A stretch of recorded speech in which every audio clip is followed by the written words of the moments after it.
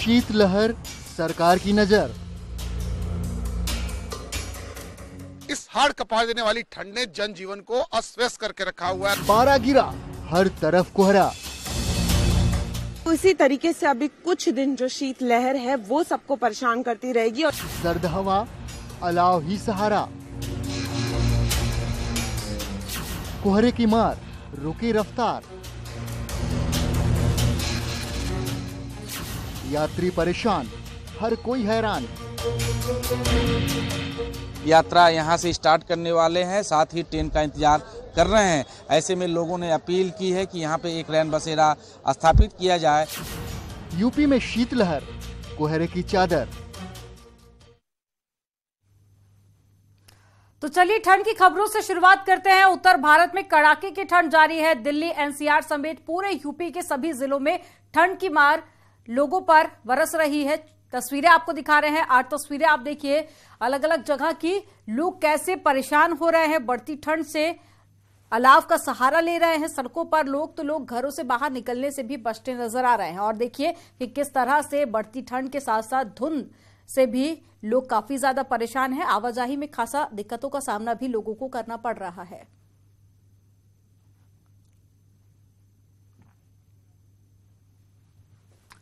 तो ये 8 तस्वीरें आप देखिए। पहली तस्वीर कानपुर से, जहां बढ़ती ठंड के साथ साथ धुंध भी लगातार जारी है और कोहरे की मार से झांसी भी अछूता नहीं है। लोगों को आवाजाही में तमाम दिक्कतों का सामना करना पड़ रहा है। और साथ ही देखिए सर्दी इस कदर बढ़ रही है कि सड़क पर चलने वालों की रफ्तार भी रुक गई है। रेलवे स्टेशनों पर यात्रियों को काफी ज्यादा परेशानी का सामना करना पड़ रहा है। कोहरे की चादर ने ट्रेनों की आवाजाही पर ब्रेक लगा दी है और ठंड के कारण अस्पतालों में मरीजों की संख्या तेजी से बढ़ने लगी है। आलम यह है कि लोगों को इस प्रचंड ठंड से बचने के लिए अलाव का सहारा लेना पड़ रहा है। आप ये 8 तस्वीरें देख रहे हैं। कानपुर में सर्दी के कारण लोगों का जीना मुहाल हो गया है। वहीं झांसी में ठंड के कारण यात्रियों को काफी दिक्कतों का सामना करना पड़ रहा है। ताजनगरी में ठंड के कारण ताज का दीदार करने वाले भी कम आ रहे हैं। तो वहीं राजधानी लखनऊ में कड़ाके की ठंड से लोगों का घर से बाहर निकलना भी काफी ज्यादा कम हो गया है। शाहजहांपुर में ठंड के कारण होने वाली बीमारियों से अस्पतालों में भीड़ है। तो वहीं गोरखपुर में शीतलहर में पारा लगातार गिरता जा रहा है, जहां लोगों को काफी दिक्कतें आ रही हैं। और दिल्ली एनसीआर की बात करें तो कड़ाके की सर्दी से लोग अलाव के सहारे दिन काट रहे हैं।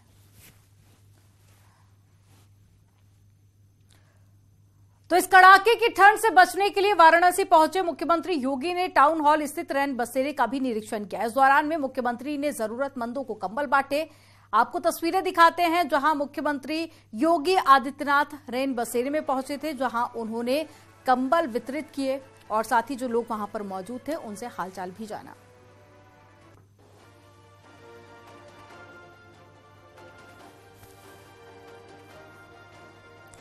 तो तस्वीरें देखिए। वाराणसी दौरे पर एक दिवसीय मुख्यमंत्री योगी आदित्यनाथ पहुंचे थे। इस दौरान वे कंबल बांटने के लिए रैन बसेरे भी पहुंचे। वहां पहुंचकर उन्होंने तमाम व्यवस्थाओं का निरीक्षण भी किया और साथ ही जरूरतमंदों से बातचीत भी की और हालचाल भी जाना। और साथ ही रैन बसेरे में क्या कुछ इंतजाम किए गए थे लोगों के लिए, उसका भी जायजा लिया।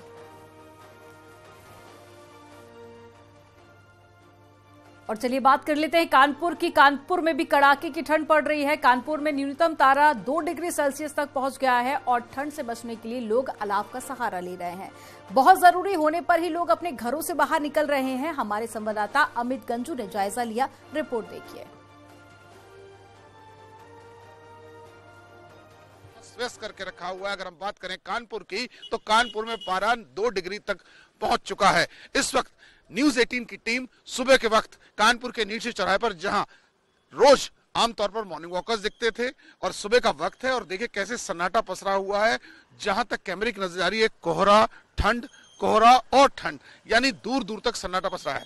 और अगर मौसम विशेषज्ञ की माने तो अभी आने वाले 3 दिन तक ऐसा ही मौसम बना रहेगा। इन सबके बीच 2 चीजों से लोगों को शायद गर्मी मिल सकती है, क्योंकि खुले आकाश के नीचे काम करने वालों के लिए या तो चाय सहारा है या तो आग। अपने संसाधनों से कैसे लोग बांस, बल्ली, पॉलिथीन या कागज लेके कैसे लोग इस राहत मिले, इसके लिए यहाँ एक जगह इकट्ठा हो गए हैं और इससे सारा लोग हाथ ताप रहे हैं। कहीं ना कहीं जो बाहर से राहगीर आए, जो उन्होंने बैग रखा वो, और कैसे लोग देखिए हाथ अकड़े हुए लोग ठंड में ठिठुर रहे हैं, और लकड़ी इनके लिए सहारा है क्योंकि अपने संसाधनों से उन्होंने सब कराया। सर ठंड कितनी है? बहुत ज्यादा ठंड पड़ रही है, लकड़ी की व्यवस्था कराइए सर। कहीं ना कहीं देखिए लोग, आप कहाँ से आ रहे हैं सर?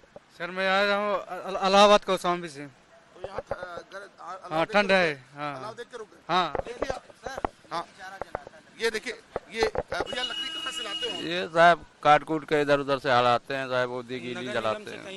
इंसान और जानवर दोनों एक साथ यहाँ नजर आ रहे हैं क्योंकि ठंड एक ऐसी चीज है वो भेदभाव नहीं देखती। क्यों कहीं ना कहीं इस गर्मी लाने के लिए शरीर में क्या इंसान और क्या बेजुबान जानवर सब एक जगह इकट्ठे हैं। इन सब के बीच जो कोल्ड स्ट्रोक के मरीज भी बढ़ रहे हैं। अगर डॉक्टर्स की माने तो कोल्ड स्ट्रोक के एक सप्ताह में 500 से ज्यादा मरीज ओपीडी में पहुंचे और लगभग 90 से ज्यादा लोगों की इसमें कोल्ड स्ट्रोक से मौत भी हुई है।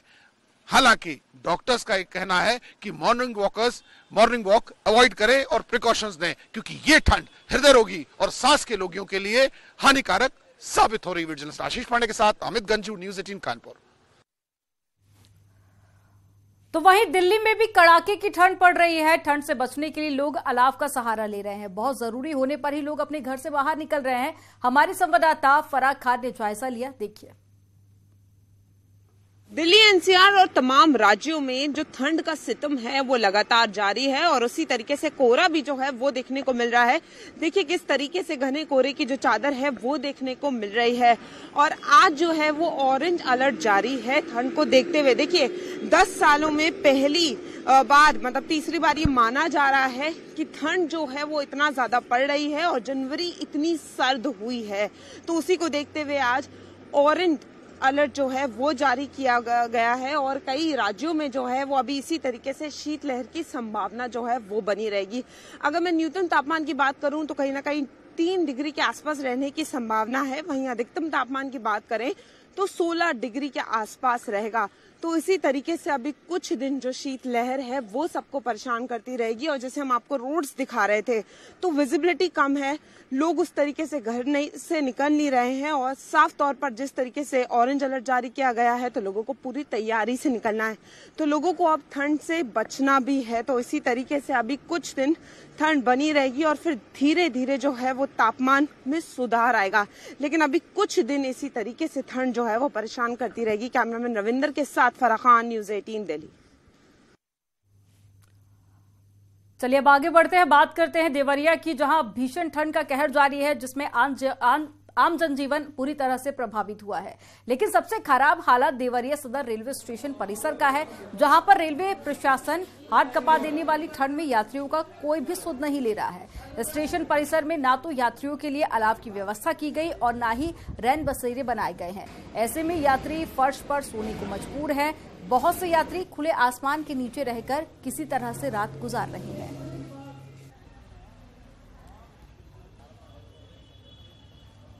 हम सिवान से आ रहे हैं, हमें जाना है गुजरात और यहाँ पर बहुत ठंडा लग रहा है और ठंडा का कुछ भी कोई व्यवस्था नहीं है। रहने की कोई व्यवस्था है क्या यहाँ पे? यहाँ पे कुछ भी मतलब वैसा व्यवस्था नहीं है जिससे हम ठंडा से बच सकें। गुजरात से आ रहे हैं हम लोग का ट्रेन 2 घंटा 2.5 घंटा लेट चल रही है और ये ठंड के मौसम में हम लोग आए थे यहाँ देवरिया ज़िले में। तो यहाँ रहने के लिए कोई अभी अच्छी व्यवस्था नहीं है, हम लोग ठंड में रह रहे हैं। ठंडा तो बहुत ज़्यादा है, आज 2-3 दिन से भी ठंडा पड़ रहा है, लेकिन यहाँ पर तो ज़्यादा ठंडा है। यहाँ पर पूरा हाउसफुल है, कहीं भी बैठने की जगह नहीं है और हम लोग ये खुले आसमान में बैठ करके अपना सामान व्यवस्था करने देख रहे हैं कि कोई ले नहीं जाए और इस रात किसी तरीक़ा से यहाँ गुजारेंगे। यहाँ कोई रन बसेरा भी नहीं है कि जहाँ हम लोग जा करके अपना गुजर कर लें। देवरिया जिले में इस समय भीषण ठंड का कहर जारी है। मैं इस वक्त हूं देवरिया सदर रेलवे स्टेशन पे। आप ये तस्वीरें देख सकते हैं कि यहाँ पे जो यात्री हैं वो खड़े होकर अपना समय गुजार रहे हैं। सबसे बड़ी बात है कि देवरिया रेलवे स्टेशन पे किसी भी प्रकार का रन बसेरा नहीं है और लोग खुले आसमान के नीचे इस भीषण ठंड में रात गुजारने को मजबूर है।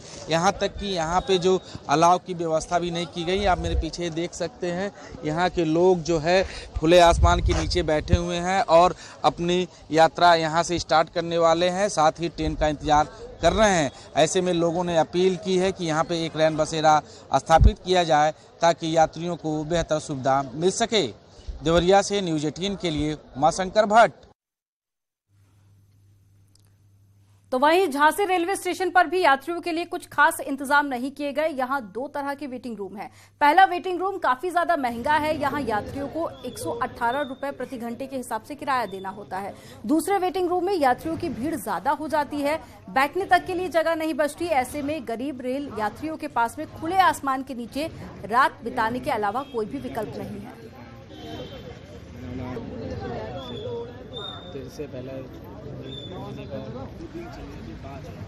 हवाई अड्डों की तर्ज पर यात्रियों के लिए वेटिंग रूम बनाए जा रहे हैं। उनका किराया 100 रुपए घंटे से लेकर 50 रुपए घंटे तक है। ऐसे में जो यात्री वेटिंग रूम का किराया नहीं वहन कर सकते हैं, वो अपनी सर्द रात, कोहरे वाली रात कैसे बिताते हैं, इसकी बानगी देखिए आप। ये झांसी का रेलवे स्टेशन है। एक बार आप सब पहले दिखाइए, सामने देखिए रेलवे स्टेशन का जो बोर्ड है, साइन बोर्ड लगा हुआ है। खुला आसमान है और खुले आसमान के नीचे देखिए किस तरह से ये परिवार, इनको जाना है साउथ, दक्षिण भारत जाना है, इनकी ट्रेन सुबह आएगी, तो उस व्यवस्था को अफोर्ड नहीं कर पा रहे, यानी इनके पास पैसे नहीं है 100 रुपये घंटा या 50 रुपये घंटा देने के लिए वेटिंग रूम का। इसके लिए खुले आसमान के नीचे इन्होंने ठंडी फर्श को अपना बिस्तरा बनाया और खुले आसमान को छत बनाई। तो जिस व्यवस्था को लेकर रेलवे स्टेशन को मजबूत किया जा रहा है, क्या वो व्यवस्था गरीब यात्रियों के लिए सूट कर रही है, ये सही साबित हो रही है। अश्विनी मिश्रा, न्यूज़ 18, झांसी। तो पूरे उत्तर भारत में कोहरे और ठंड का कहर जारी है। घने कोहरे की चादर से इटावा लिपटा हुआ है। इटावा का न्यूनतम तापमान 2.5 डिग्री सेल्सियस तक पहुंच गया है। रेल और सड़क यातायात पर बुरा असर पड़ रहा है और कोहरे के कारण जनजीवन बुरी तरह से प्रभावित हो रहा है। कोहरे के कारण कई ट्रेनें रद्द की गई हैं, देरी से ट्रेनें कई चल रही हैं, जिससे यात्री काफी ज्यादा परेशान हो रहे हैं। तो ये तस्वीरें आप देखिए, रेलवे स्टेशन की तस्वीरें देर रात की, जब धुंध के साथ साथ ठंड भी काफी ज्यादा बढ़ गई थी। ऐसे में कई सारी ऐसी ट्रेनें रही जिनको रद्द किया गया। स्क्रीन पर आपको ट्रेनों की जानकारी भी दे रहे हैं। इसके अलावा कई सारी ऐसी ट्रेनें हैं जो लेट चल रही हैं, जिससे यात्रियों को घंटों इंतजार करना पड़ रहा है। और ऐसे में कई सारे रेलवे स्टेशन ऐसे भी हैं जहां पर कोई भी व्यवस्था नहीं की गई है। तो यात्रियों की जो परेशानी है यहाँ पर दोगुनी हो जाती है। पहले तो ट्रेन का लेट से आना, दूसरा स्टेशन पर किसी भी तरह का कोई इंतजाम ना होना। हालांकि इसकी जानकारी रेलवे की तरफ से लगातार जारी की जा रही है कि कौन सी रेल कितनी देरी से पहुंचेगी, लेकिन ज्यादातर लोग ऐसे होते हैं जो जागरूकता के अभाव में, जिन्हें इसकी जानकारी नहीं होती, वक्त से स्टेशन पहुंच जाते हैं और उसके बाद घंटों इंतजार करते हैं। और चलिए यहां रुकेंगे एक छोटे से ब्रेक के लिए। खबरों का सिलसिला आगे भी जारी रहेगा।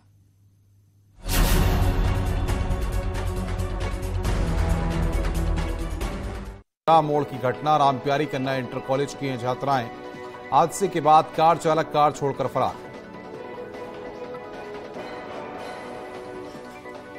हरदोई में दर्दनाक हादसा, साइकिल सवार छात्र को 200 मीटर घसीटते हुए ले गई वैगनआर कार। हादसे में छात्र गंभीर रूप से घायल, जिला अस्पताल में भर्ती। गुस्साए लोगों ने की कार चालक की पिटाई। शहर कोतवाली क्षेत्र के सोल्जर बोर्ड चौराहे का मामला।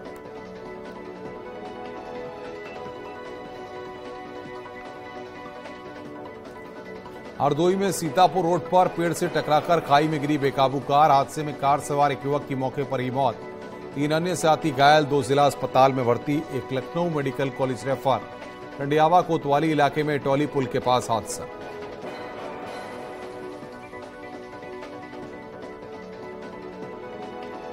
उन्नाव में पुरवा थाना क्षेत्र के दलीगढ़ी मोहल्ले में बुखार के साथ शरीर पर दाने पड़ने से करीब 25 दिनों में 5 बच्चों की मौत। मोहल्ले में बुखार से बीमार बच्चों की संख्या 100 तक पहुंची। स्वास्थ्य विभाग की टीम ने बच्चों को बांटी दवाइयां।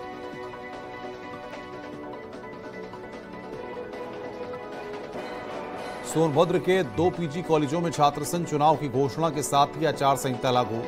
छात्रों की लगातार मांग के बाद कॉलेज प्रशासन और जिला प्रशासन ने छात्र संघ की तारीखों का किया ऐलान। दोनों ओर की सहमति से चुनाव कार्यक्रम घोषित हुआ।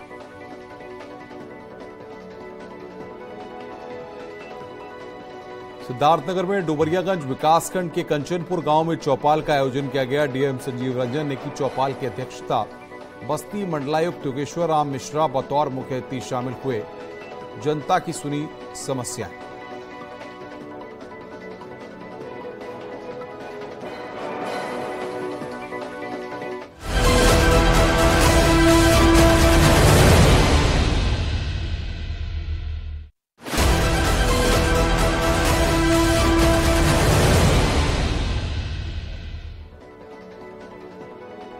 हाथरस में कपड़े के गोदाम में लगी आग, शॉर्ट सर्किट से लगी आग, लाखों का नुकसान। सादाबाद गेट की घटना।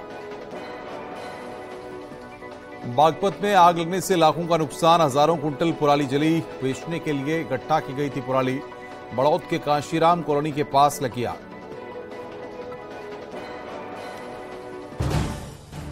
आप देख रहे हैं न्यूज़ 18 उत्तर प्रदेश उत्तराखंड।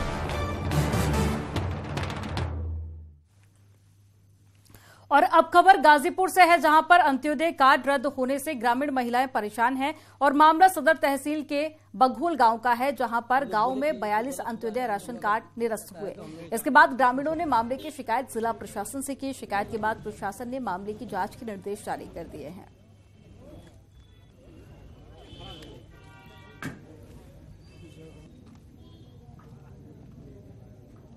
42 लोगों का अंत्योदय कार्ड काट दिया गया है।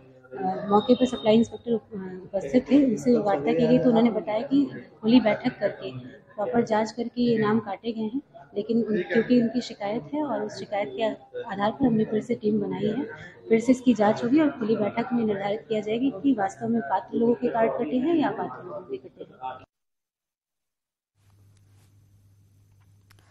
बरेली में बीच सड़क पर सास और बहू में चप्पलों की पिटाई का वीडियो सोशल मीडिया पर काफी वायरल हो रहा है। बताया जा रहा है कि संपत्ति विवाद में ये बखेड़ा खड़ा हुआ और इस घटना के बाद पीड़ित सास ने मीरगंज तहसील में गुहार लगाई, जहां अधिकारियों ने संबंधित अधिकारियों को कार्रवाई के निर्देश जारी किए। मामला थाना फतेहगंज के पुरतरा गांव का है। छोड़ दोगी, बदतमीजी दिखा रही है इतनी, है ना? हाँ, अभी आ रही है पुलिस, आ रही है, अभी बताएगी तुम्हें, है ना? अभी तुम बदतमीजी इतनी दिखा रही हो। मारा फिर छोड़ेगा ना, सिर में मारो। मुझ पर चला नहीं आता, मैं अपनी जैसे कहीं नहीं खा रहा।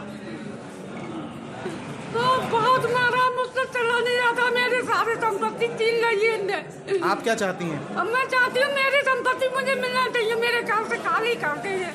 अपनी संपत्ति तुम्हारे सबके लिए कमाने का करी थी, अब तुमने मुझे बिल्कुल मार के बिल्कुल मेरी सारी छीन ली। मेरे मैके की संपत्ति मैंने मैके से बेच के ये बनाई थी। और अब खबर अयोध्या से है, जहां भगवान राम के भव्य मंदिर निर्माण का काम चल रहा है और इस मंदिर को 3 फेज में तैयार किया जाना है। पहले फेज का काम दिसंबर 2023 के पहले पूरा हो जाएगा। राम मंदिर के गर्भगृह में भगवान श्री रामलला सोने के सिंहासन पर दर्शन देंगे। यही नहीं, राम मंदिर में सिंहद्वार और साथ ही उच्च शिखर को भी स्वर्ण से जड़ित बनाया जाएगा। आपको बता दें कि श्री राम जन्मभूमि तीर्थ क्षेत्र ट्रस्ट को कल काशीमठ के पीठाधीश्वर संयम तीर्थ महाराज लगभग 200 किलो यानी कि 2 क्विंटल चांदी भेंट करेंगे। सोने के सिंहासन की बात नहीं है, लेकिन उनका जो आसन है उस पर स्वर्ण लगने की बात है। शिखर में स्वर्ण लगने की संभावना बहुत अधिक है। और चलिए अब बात कर लेते हैं अमरोहा की, जहां स्टंटबाजी का खेल थमने का नाम नहीं ले रहा है। हसनपुर थाना क्षेत्र के सिहाली जागीर का एक नया मामला सामने आया, जहां पुलिस की कार्रवाई का कोई भी खौफ नहीं देखा गया। पुलिस लगातार कार्रवाई कर रही है। पॉपुलर होने के चक्कर में मौत को दावत दे रहे हैं ये युवा। हसनपुर थाना क्षेत्र के सिहाली जागीर का मामला है। ये वीडियो आप देखिए, स्टंट करते हुए सड़क पर युवा, जिनमें प्रशासन का कोई भी डर नहीं है। हालांकि अब ये वीडियो जब सामने आया तो कार्रवाई करने की बात कही जा रही है।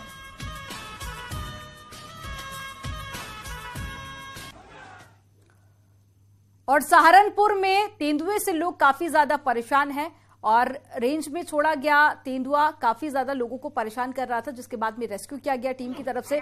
इटावा सफारी पार्क के क्षेत्रीय वन अधिकारी अशोक कुमार निमेश की अगुवाई में टीम का गठन किया गया था। टीम वहां पर पहुंची, रेस्क्यू कर शहर की सीमा से बाहर तेंदुए को छोड़ा गया, जिसके बाद लोगों ने राहत की सांस ली। 100% फिट है, 100% फिट है। ठीक है, आओ यार।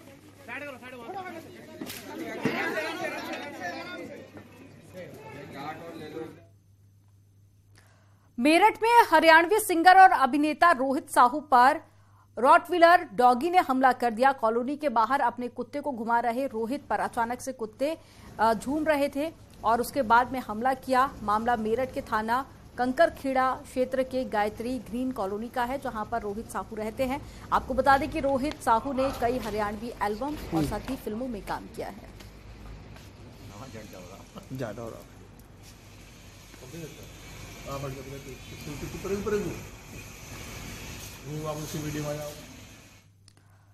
और शामली की कैराना पुलिस ने अवैध तमंचा बनाने की फैक्ट्री का पर्दाफाश किया और इस दौरान 3 तस्करों को गिरफ्तार कर मौके से भारी मात्रा में बने अधबने तमंचे, कारतूस और तमंचे बनाने के उपकरण भी बरामद किए। पुलिस ने मुखबिर की सूचना पर गांव पावटी कला के जंगल में अवैध तमंचा फैक्ट्री में तमंचे बनाए जाने की सूचना पर छापामार कार्रवाई की थी, जिसके बाद आरोपियों को गिरफ्तार किया।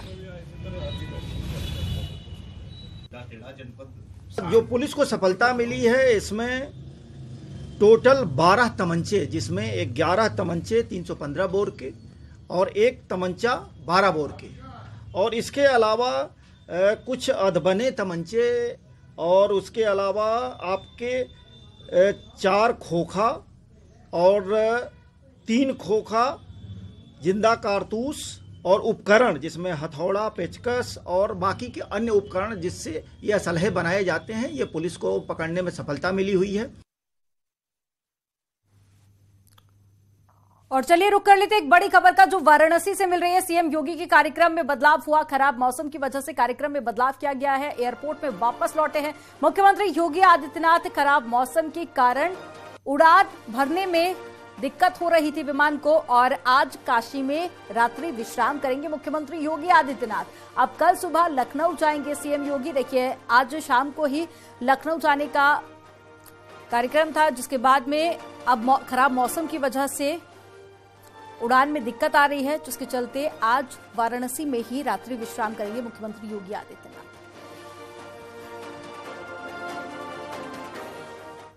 और सोनभद्र के इलाके में जो खबर सामने आई है उसमें आगे बढ़ेंगे, लेकिन उससे पहले आपको मुख्यमंत्री योगी आदित्यनाथ के दौरे को लेकर बता देते हैं कि तमाम आज जो बड़ी योजनाएं थी उसको लेकर मुख्यमंत्री योगी आदित्यनाथ ने बातचीत की, और साथ ही रेन बसेरे में निरीक्षण करने के लिए भी पहुंचे थे और वहां पर कंबल वितरित किए। इससे पहले एक जनसभा को संबोधित भी किया, और गंगा जल को लेकर जिस तरह से लगातार सरकार अथक प्रयास कर रही है, पहले के मुकाबले अब जल काफी हद तक शुद्ध हुआ है, वो भी बात मुख्यमंत्री योगी आदित्यनाथ ने सबके सामने रखी, और जैविक खेती को किस तरह से बढ़ावा देना है वो भी बताया।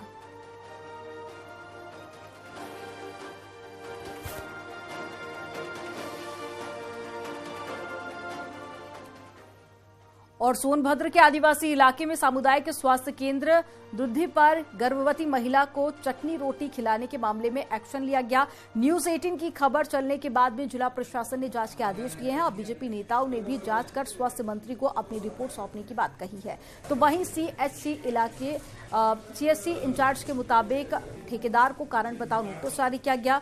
जल्द ही इस पूरे मामले में कार्रवाई की जाएगी।